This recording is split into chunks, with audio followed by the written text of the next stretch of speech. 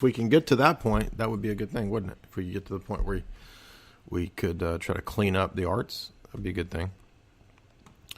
Jay Stam, thank you, Justin, for that. $10.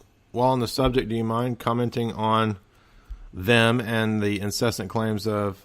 Yes, I'm glad you mentioned that. And that is what's covered very well in this John Petrello book. So I highly recommend the John Petrello book. And he sent it to me a long time ago, and I got a few chapters in and ended up getting distracted. And it was actually the last week I dove deeper into John's book.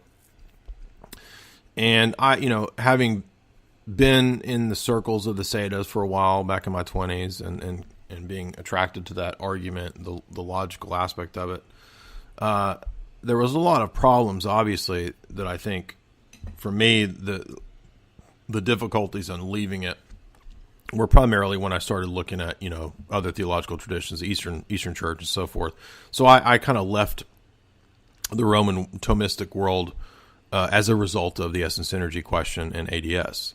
But I had never seen the argument that John presents at the end of the book where he talks about, or towards the end actually, where he talks about the fact that you actually cannot separate the office of the papacy from the other four key marks of the papacy, which is the living magisterium, right?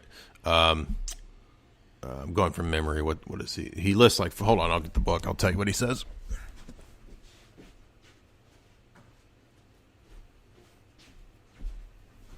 Okay, let's see. Yeah, in order to maintain the Seda position, you have to divorce the office, the so-called mystical, quote, office, right? Well, because in the interregnum period, there's no pope, so we're united to the office of the papacy just like then. That doesn't work because the actual definition of the papacy isn't just the office. It's actually the office of Peter and his successors who have the jurisdiction, and you also can't have priests everywhere without jurisdiction. That's the other thing. And that actually totally annihilates this stupid position. Where did he list these 4 points? Let's see here. The other point, too, is the indefectibility. I mean, this essentially destroys indefectibility. And I know that the Sedas all think they have a response to this, but they actually don't. Because their response is, it's just been vacant for 60, 70 years. It'll never be. But that's the thing. It can't be fixed. It'll never. Mary's going to come and right. Okay, here we go. 5 key points that are dogmatic. This is page 128. Peter's primacy in the Roman dogmas is the underlying basis for the unity of the church. Okay, not just the office itself. That primacy is permanently bound to Rome.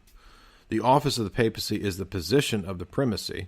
The Roman pontiff must fill and exercise that office. These points are all in a symbiotic relationship in the Roman Catholic dogma. Yeah. So what the Sedas have to do is invent an invisible church version of Rome, just like Protestants and Calvinists have the invisible church that they're in unison with. And they're not actually in unison with an actual Roman See. Right?